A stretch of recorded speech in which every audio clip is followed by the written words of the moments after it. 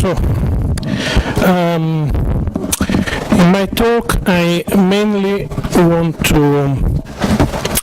enrich the model presented by Francesco before, in the sense that the mechanical part of the model I will present is exactly the same, or rather an even more simplified version on it, without second gradient effect and without any bioresorbable material, but just physiological bone. But I tried to enrich the model from a biological point of view. I mean, today we have a very large amount of biological information, of quantitative biological data, and we have to learn to process it to make them meaningful for our purposes. And in my opinion, mathematics becomes useful in medicine and in biology when its use is called by biologists. And this is the case, in my opinion, in the last year as for bone modeling. So we know a lot of things about cells in bone. We know that there are mainly three kinds of cells. I don't repeat what they do. I just add that osteoblasts come from mesenchymal stem cells, while osteoclasts come from monocytes, and this is rather a recent discovery in the sense that is, I think 15 years ago, more or less, whilst osteocytes are the new phase in the life of a certain percentage of osteoblasts.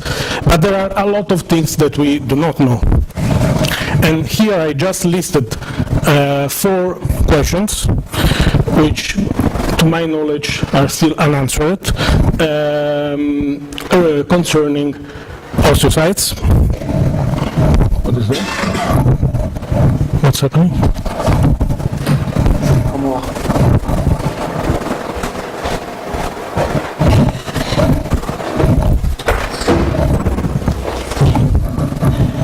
Maybe I touched the cable. Okay. Most of these questions, all of these questions, and most of open questions about cell population dynamics in bone concern osteocytes in particular. Their role, their lineage, what they do, what they become, what they come from. I tried to explore the literature, finding out in which quantitative way, in mathematical models, the role of osteocytes has been taken into account. And actually, there are very few papers that do so. And to my knowledge, they only try to address cell population dynamics without any mechanical content, just with finite dimensional dynamical systems. And in particular, I was interested in trying to introduce in the mathematical modeling some recent biological information on osteocytes, which I am collecting here. First of all, there has been the first time in this paper of this year, the experimental proof ex vivo that they play an essential role in maintenance of mineralized bone. This may seem surprising, but experimental in a very strong sense. In vitro, they already knew.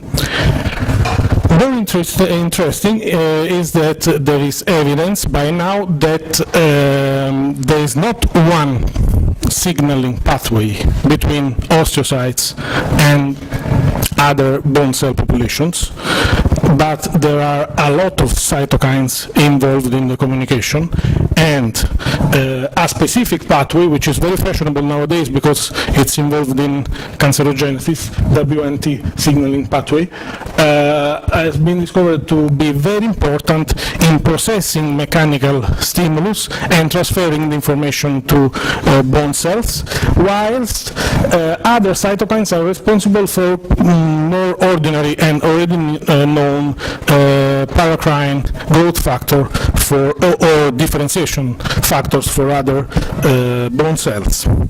So the picture that emerges from all of this is that of a very highly interconnected system.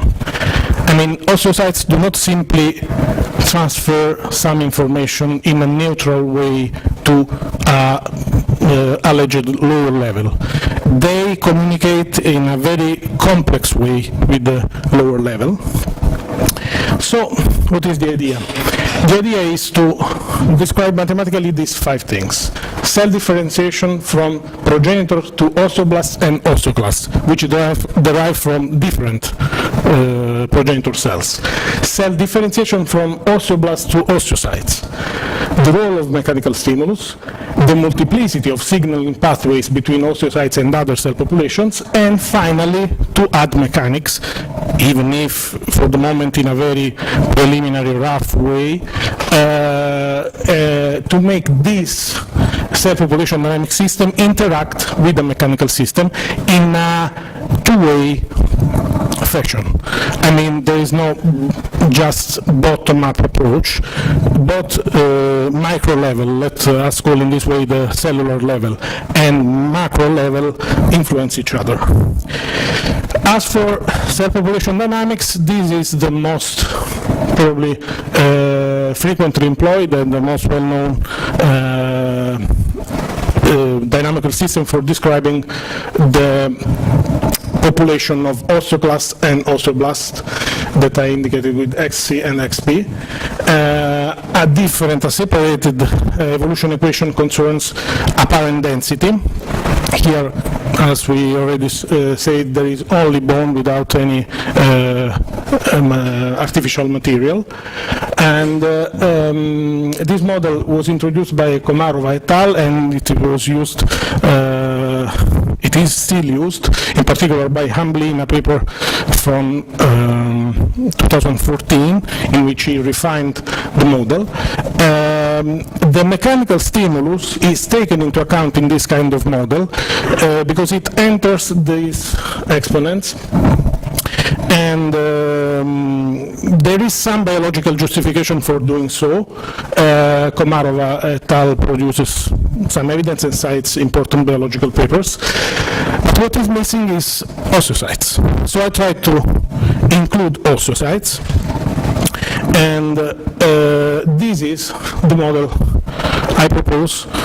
It's a very simple model. The density of the 3 kind of cells is just a scalar field, so we add to the mechanical description 3 scalar fields describing the density of cell populations plus a scalar field describing apparent density of the bone. And I briefly explained the first equation, and I hope the rest will be clear itself. The first term is taken exactly, it's exactly the same as considered by Komarova and Hambly. So it is a death rate that activates only when the population reaches a certain threshold. This does not mean that the population cannot overcome that threshold. It's a threshold at which natural and physiological apoptosis begins. So it can be overcome. Then these these 2 terms are related. Capital X means that it's small x if it is more than a threshold, or 0 if it's less. Okay. Exactly what I was telling. This term and this term is a differentiation term. This describes the fraction of osteoblasts that become osteocytes in the unit time, and it is weighted by a function of the porosity. This was a suggestion by Professor Lekshitsky, and this is well in very good agreement with the experimental results, because we know osteoblasts become osteoclasts when they are surrounded by bone.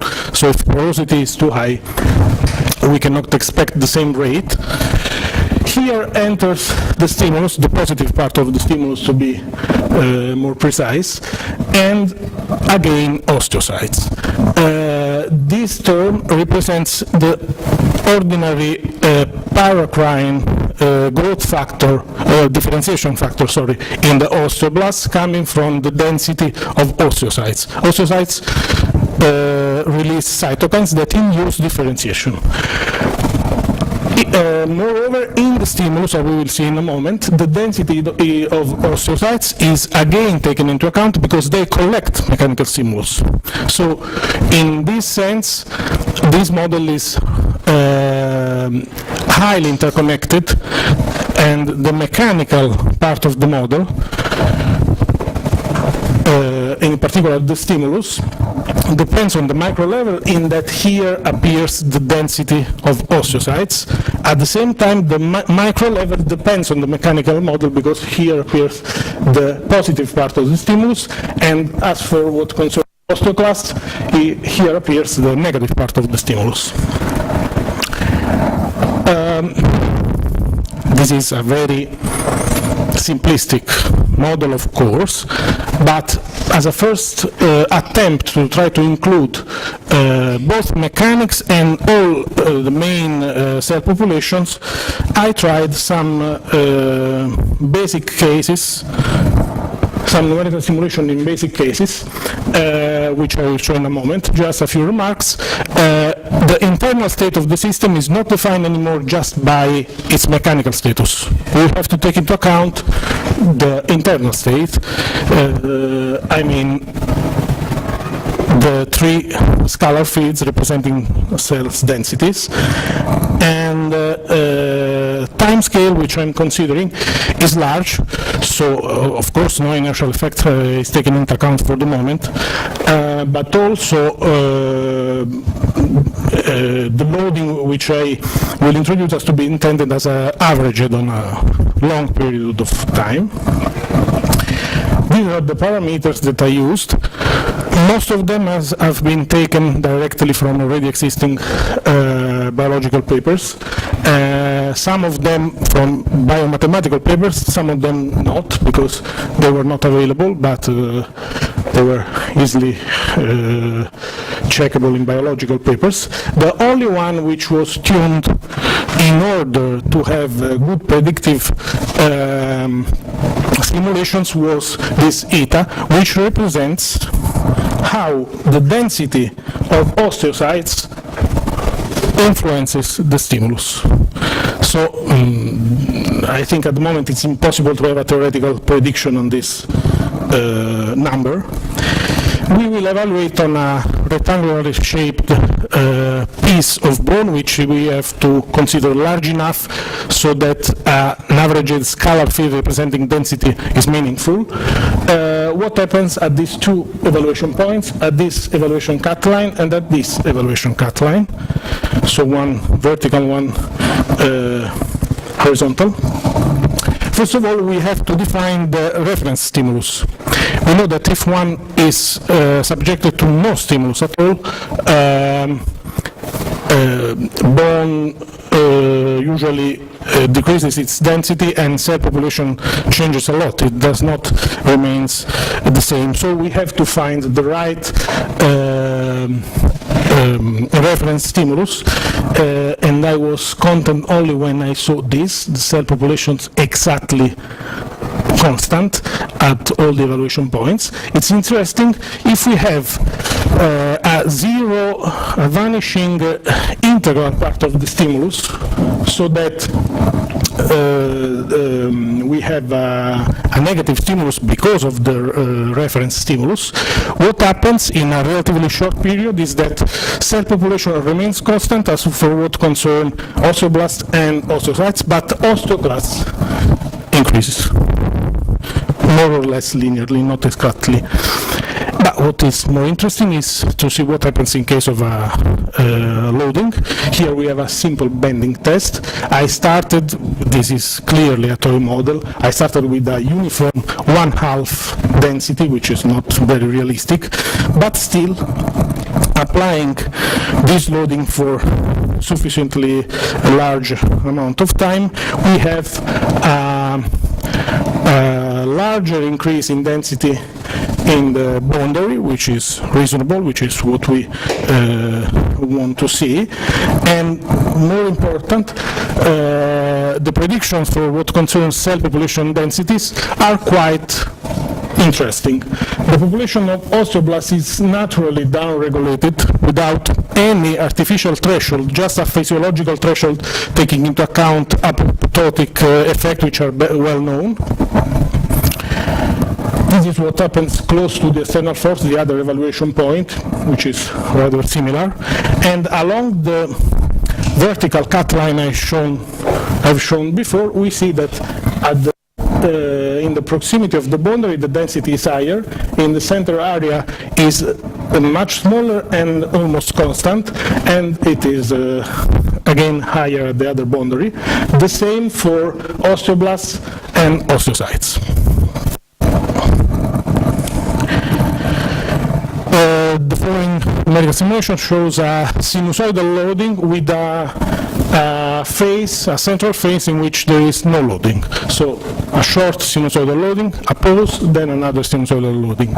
I use this kind of loading just to show what I mean by internal status. Sinusoidal, but it's modulated. The amplitude is modulated. No. The loading is just sinusoidal. This is the stimulus, which is internal. It is not a linear function of the.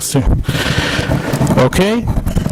This is what happens in the middle of the pause of the sinusoidal loading. So everything is constant along a center cut line, a vertical cut line I shown before. This is what happens during the pause, and this is what happens at the end of the pause. So the internal status is completely different. During the rest period, the density dropped, and the osteoclasts became more dense. The osteoclast population became more dense. This means that the final sinusoidal loading part will reach a very different final state than before, and indeed the average density is much lower. Okay, I chose the wrong sign in the loading, so the look of the picture is different, but it's completely different in the average value of the density. So the microstate clearly affects the macrostate. Finally, I tried some simulation. This kind of simulation is rather well known, fracture healing, but as to my knowledge, it is new, the idea to consider also here cell population dynamics.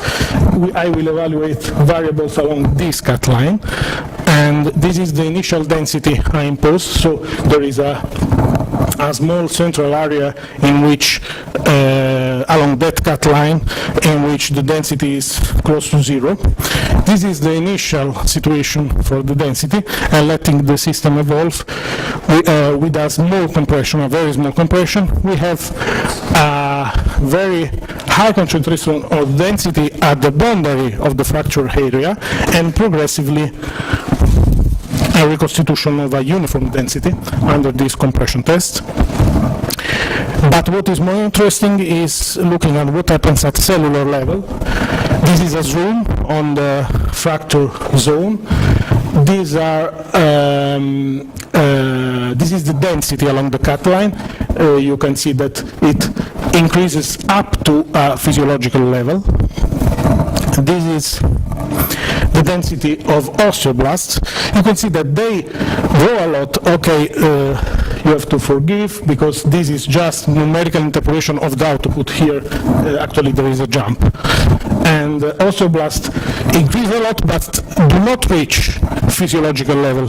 Density of bone reaches physiological level well before density of osteoblasts and of osteocytes do, and this is well supported by biological data, because the first fracture healing is provided by the formation of callus, of kind of a woven bone, in which is formed very rapidly, but only subsequently is let's say colonized by physiological cell populations.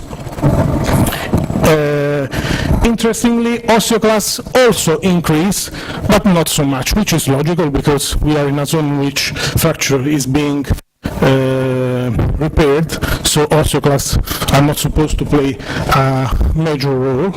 Of course, fracture healing is a very complex process in which biologists distinguish a lot of phases. This is not an attempt to accurately describe it, just an attempt to show that taking into account in a very simple way cell population dynamics, including osteocytes, into a very, I can say even naive mechanical model already produces some promising results, and I think that we can enrich the model again in several directions. I hope this is a good starting point. I want just to tell a final word about what I think on discrete versus continuum dichotomy, which Francesco was talking before. As I viewed it, the problem is not so much, not just concerning the computation time or what is accepted or not accepted by a school of thought. I think the main problem, the reason for which we still deal with continuous models, is that our geometric intuition of reality is continuous, and we not only want to predict something, to have good numerical outputs, we want to understand something, and to understand means to produce syntactic knowledge we can process, we can appreciate, and we have to deal with the fact that our geometrical intuition of reality in the end is continuous. And that's it. Thank you for your attention.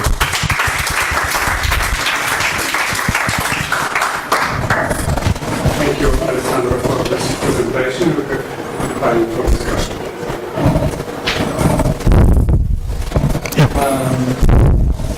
Actually, I'm just going to ask a question which is also true for the last 2 or 3 presentations. Yeah. In the model that you have developed, I mean, one of the underlying hypotheses is that looking at the last comment you have made, you could develop some continuous modeling with these equations, assuming that it's directly related to the biological distribution which is underlying. So the question is, you talked about colonization through the central part of the beam, the last example that you have shown. Yep. Except that there's no diffusion term. there is no semi-collision. I didn't talk about I talked about colonization, talking about experimental results. Here I don't have colonization, I just have proliferation. Clearly a diffusion term has to be added. I was interested exactly for this reason to your model. The picture Francesco showed at the beginning where the cells are distributed through the beam, made possible the continuity of the equation onto the model. Yeah.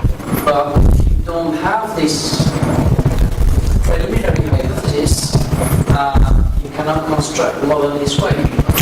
Oh, let's say you addressed a very difficult point, how to make a homogenization of cellular of biological processes.